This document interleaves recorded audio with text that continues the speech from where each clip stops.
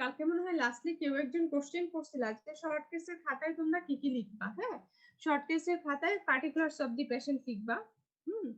পার্টিকুলারস এর মধ্যে name, age, sex, date of admission এগুলো কিচ্ছু লিখতে হবে না। Name, age, sex, hailing from এটুকু লিখে ফেলবা। হ্যাঁ, এরপরে লিখবা যে চিপ কমপ্লেন। চিপ কমপ্লেন আমি কালকে তোমাদের পড়াইলাম ক্রনিক গ্যাস্ট্রোসিস্টাইটিস আর ক্যাটারাক্ট, যেভাবে বলছি ওইভাবেই, এটা আমি আলোচনা করতেছি না। তাহলে particulars of the patient, chief complaint. Chief কমপ্লেনের পরেই তোমার অন এক্সামিনেশন। অন এক্সামিনেশনের যেগুলো ফাইন্ডিংস সেগুলো লিখবা। এরপরে লিখবা যে প্রভিশনাল ডায়াগনোসিস। প্রভিশনাল ডায়াগনোসিস এর পরে ইনভেস্টিগেশন। ইনভেস্টিগেশনের পরে তোমরা যেটা করো যে কনফার্মেটরি ডায়াগনোসিস, এই কথাটা লেখার দরকার নাই। ইনভেস্টিগেশন, ইনভেস্টিগেশনের পরে ট্রিটমেন্ট। একটা পেজ দিব আমরা, এক পেজের এক পাতায় তুমি এটা লিখবা ড্যাক্রোসিস্টাইটিস যদি পাও ড্যাক্রোসিস্টাইটিস, আর এক পাতায় যদি ক্যাটারাক্ট পাও ক্যাটারাক্ট, বা কর্নিয়াল আলসার পাও কর্নিয়াল আলসার, যেটা পাবা দুই পাতায় দুইটা লিখবা। ঠিক আছে,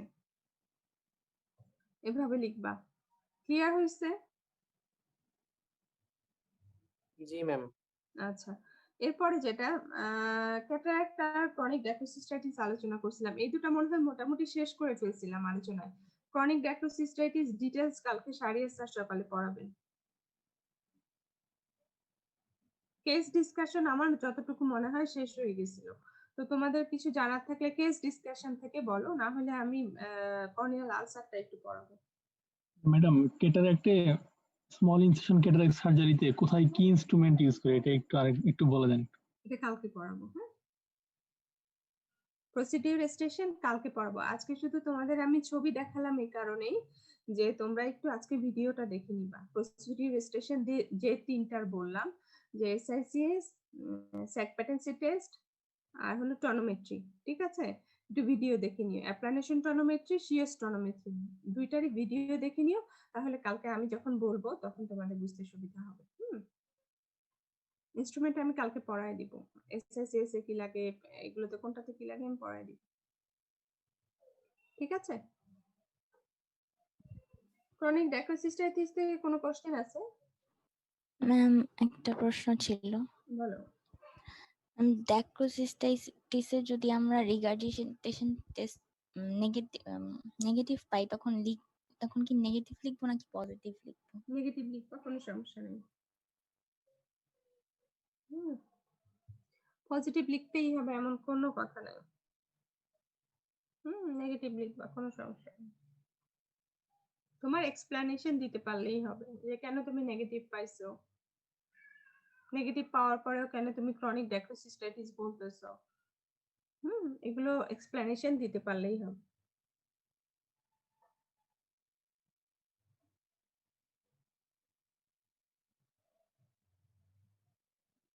তাহলে আসো কর্নিয়াল আলসারটা একটু বলি। হ্যাঁ, টেরিজিয়ামের তো ছবি দেখা ফেলছি। টেরিজিয়াম যদি তোমাদের শর্ট কেস থাকে তাহলে একইভাবে ডেসক্রাইব করবা, পার্টিকুলারস অফ দি পেশেন্ট লিখবা, এরপরে তুমি চিপ কমপ্লেন লিখবা। সরি, টেরিজিয়ামের ক্ষেত্রে চিপ কমপ্লেন লিখবা যে একটা ফ্লেশি গ্রোথ পেশেন্ট কমপ্লেন করছে, কতদিন হলো সেটা লিখবা। হ্যাঁ, fleshy growth in nasal side or temporal side of right eye or left eye for 2 years, 1 year, 6 months, যেটা সেটা লিখবা। ঠিক আছে, এরপরে চিপ কমপ্লেন গেল। এরপরে পেশেন্ট যদি বলে তার অ্যাসোসিয়েটেড ড্রাই আই রিলেটেড কোন সিম্পটম, যে ইরিটেশন হয়, তার মানে ড্রাই লাগে, এগুলো যদি বলে, ওয়াটারিং হয়, এগুলো লিখবা যদি থাকে পেশেন্টের, আদারওয়াইজ দরকার নেই। বা যদি টেরিজিয়ামটার কর্নিয়া পর্যন্ত চলে আসে তাহলে patient visual discomfort, visual problem এগুলো কমপ্লেন করে, এগুলো যদি থাকে এগুলো লিখবা। হ্যাঁ, এরপরে আসো তোমার চিপ কমপ্লেনের পরে এক্সামিনেশন। এক্সামিনেশন তোমার পেন টর্চ দিয়ে তুমি একটা গ্রোথ দেখছো এতটুকু, আর কোনো এক্সামিনেশনের কোনো দরকার নেই। হ্যাঁ, on ocular examination there is a fleshy growth which arises from the nasal conjunctiva, nasal bulbar conjunctiva and extend up to the cornea, যতদূর যায় কর্নিয়া ততদূর পর্যন্ত বলবা। হ্যাঁ, যে half of the cornea, one fourth of the cornea বা up to the pupil of the cornea, যতদূর তার extension থাকে ততদূর বলবা। ঠিক আছে, এটা গেল এক্সামিনেশন। এরপরে আসো তোমার প্রভিশনাল ডায়াগনোসিস লিখবা, যে pterygium of right side or left side. এরপরে আসো আমরা ট্রিটমেন্ট পারপাস তার কিছু ইনভেস্টিগেশন করি। কি ইনভেস্টিগেশন করি টেরিজিয়ামে?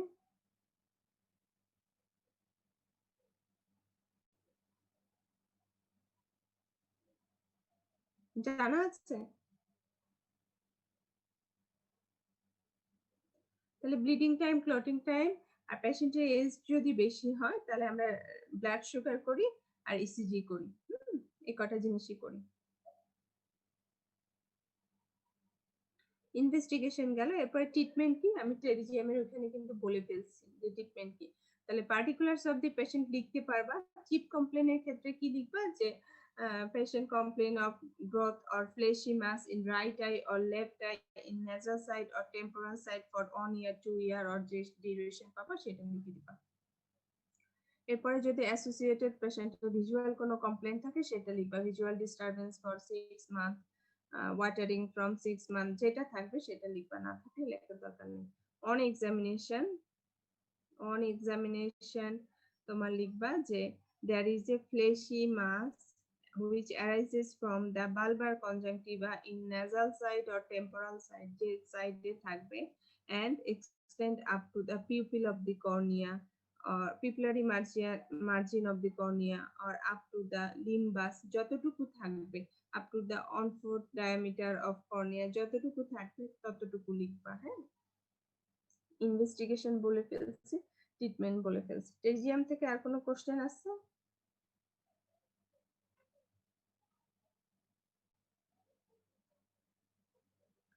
কর্নিয়াল আলসার বলে ফেলি। হ্যাঁ, তাহলে শেষ। তোমাদের সাধারণত ক্যাটারাক্ট আর ক্রনিক ডায়াক্রোসিস্টাইটিস দেয়া হয় পরীক্ষায়। এখন যেহেতু করোনার সময় করোনা কতদিন থাকবে জানি না, তো স্যার বলছিলেন যে যে কেস থাকবে সেই কেসই তো দেয়া হবে, কেস না থাকলে অ্যাবনর্মাল কেস পড়বে। এই জন্য তোমাদের টেরিজিয়াম কর্নিয়াল আলসারটা একটু শিখায় দিতে। হ্যাঁ, তো এগুলো তোমরা একটু দেখে ফেলবা। কর্নিয়াল আলসারের ক্ষেত্রেও একই কথা, পার্টিকুলারস অফ দি পেশেন্ট লিখবা। এরপরে পেশেন্টের চিপ কমপ্লেন কি লিখবা কর্নিয়াল আলসারের ক্ষেত্রে? এটা আলসারে পেশেন্ট কি কমপ্লেন করতে পারে আইডিয়া করে বলো তো।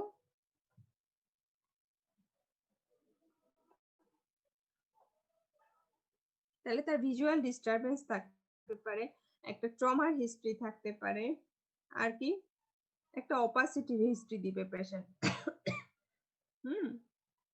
তাহলে চিপ কমপ্লেনে কি কি লিখবা?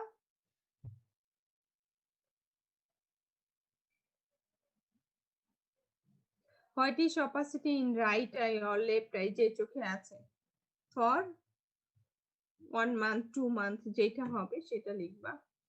এরপরে ওয়াটারিং বলতে পারে, আলসার যেহেতু ইরিটেশন করে, ওয়াটারিং বলতে পারে, history of ocular trauma 1 month back.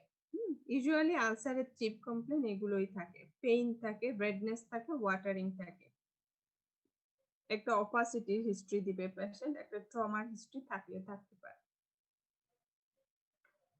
এগুলো গেলে চিপ কমপ্লেন। চিপ কমপ্লেনের পরে তোমার আসবে এক্সামিনেশন। এক্সামিনেশনের ক্ষেত্রে তোমাদের আনসারটা ডেসক্রাইব করতে হবে, যে একটা গ্রেইশ হোয়াইট বা একটা হোয়াইটিশ অপাসিটি দেখবা in the centre of the cornea বা যে পেরিফেরি অফ দি কর্নিয়া। আমরা টোটাল আইবলটাকে একটা ঘড়ির মতো চিন্তা করি। হ্যাঁ, 12 o'clock থেকে 1 2 3 4 5 6 এভাবে করে 12 o'clock একটা ঘড়ি চিন্তা করি।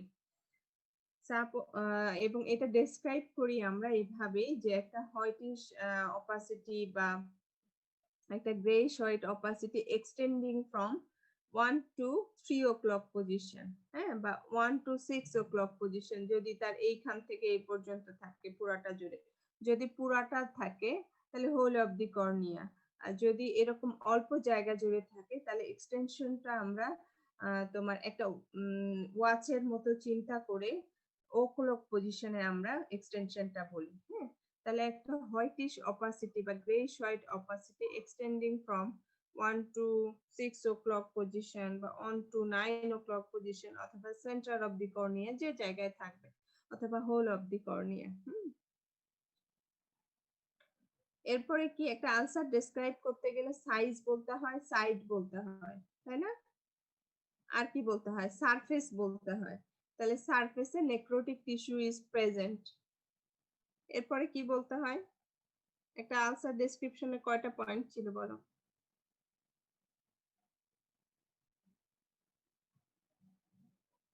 এখানে পালপেশন নাই, শুধু ইন্সপেকশন।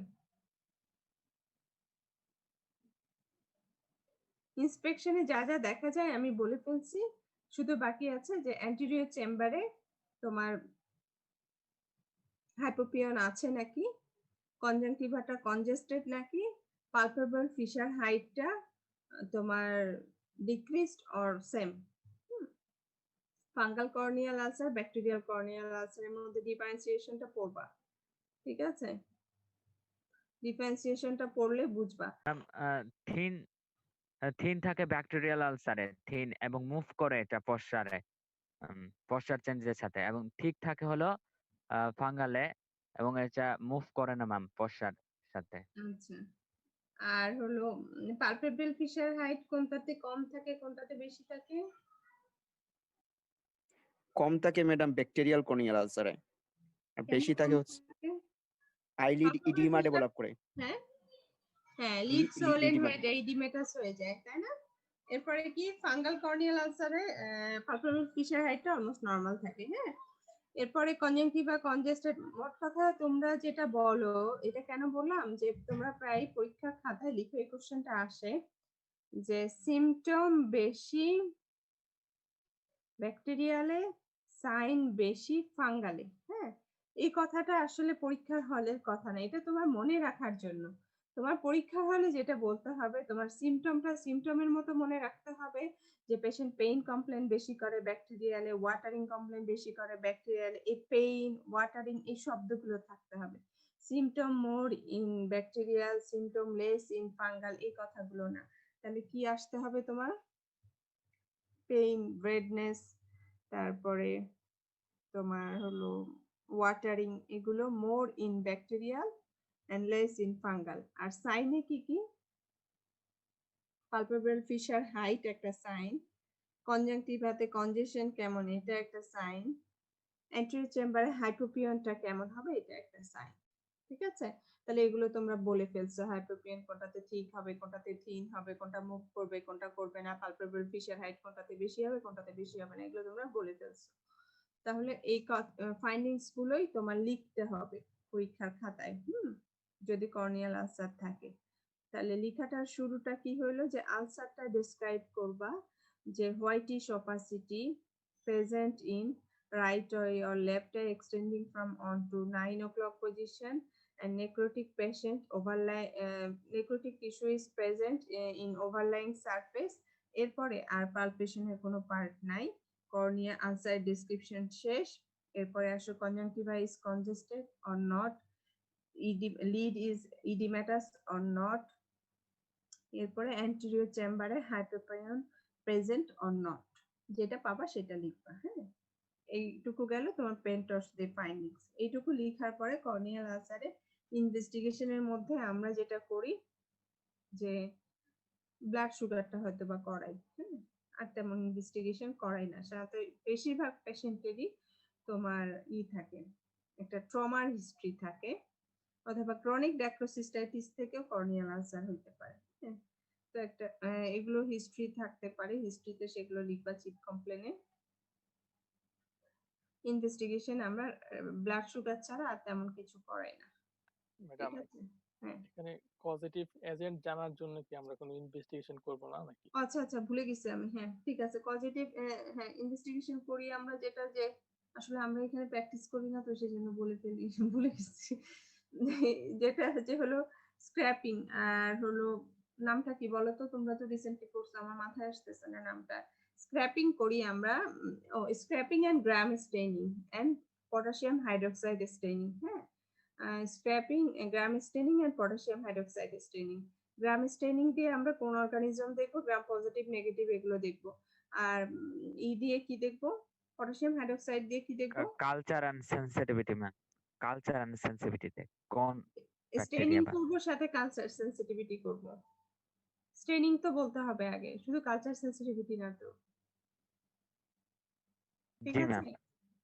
কর্নিয়াল স্ক্র্যাপিং, ভাষাটা বলো তো পুরাটা, আমার মাথায় আসতেছে না। কর্নেল স্ক্র্যাপিং করে এগুলো দেখবো হলো গ্রাম স্টেনিং করব, এটা বা জিমসা স্টেনিং ব্যাকটেরিয়া দেখার জন্য, আর ফাঙ্গাস দেখার জন্য potassium hydroxide preparation hmm. And culture and sensitivity. আচ্ছা, ঠিক আছে, তাহলে এই ইনভেস্টিগেশনটা করি আমি ভুলে গেছি বলতে, সরি।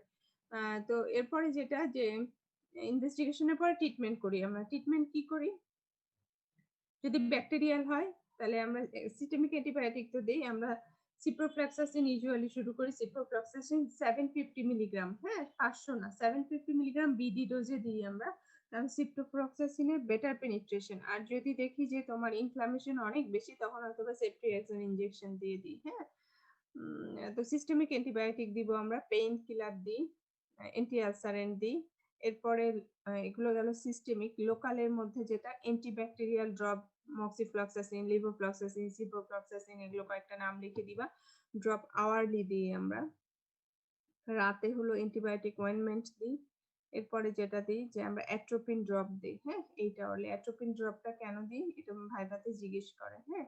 অ্যাট্রোপিন ড্রপটা দিই আমরা কয়েকটা কারণে।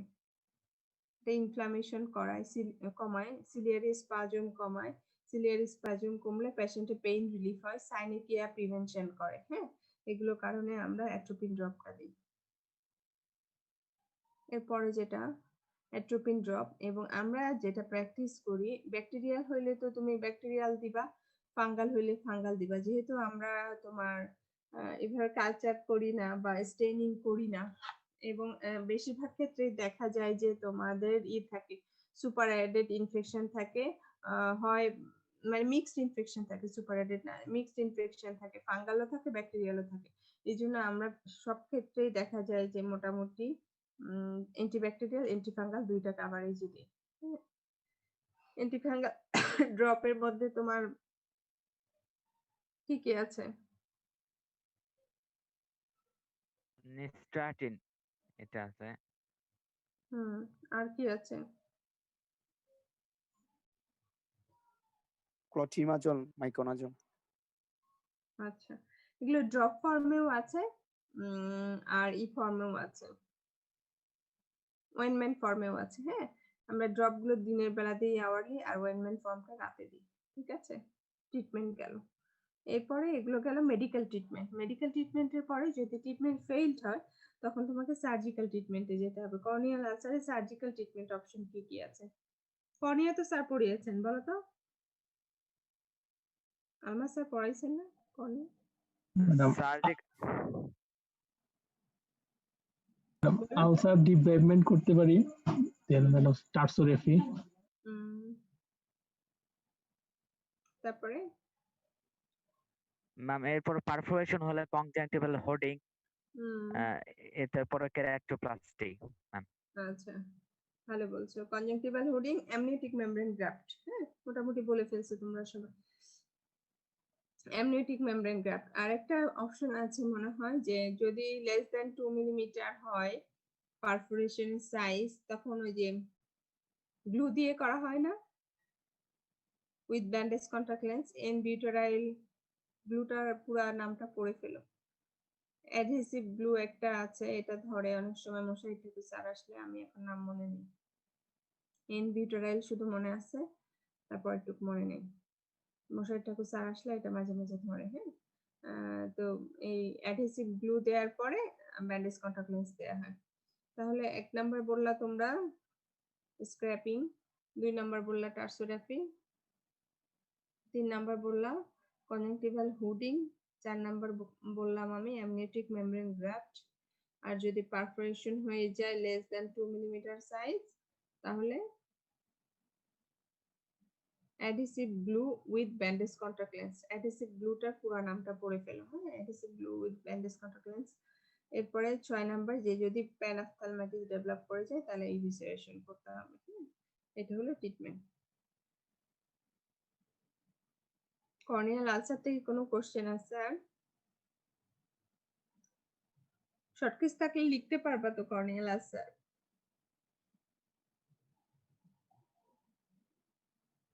পারবা না? ইনশাআল্লাহ ম্যাডাম। কোশ্চেন না থাকলে আমি ক্লাসটা শেষ করতে চাচ্ছি, বাকিটা ইনশাআল্লাহ আমি কালকে কভার করতে পারবো। শেষ করে দিব? জি ম্যাম, মনে হয় কারো কোনো প্রশ্ন নেই। আচ্ছা, থ্যাংক ইউ, ভালো থেকো তোমরা, হ্যাঁ।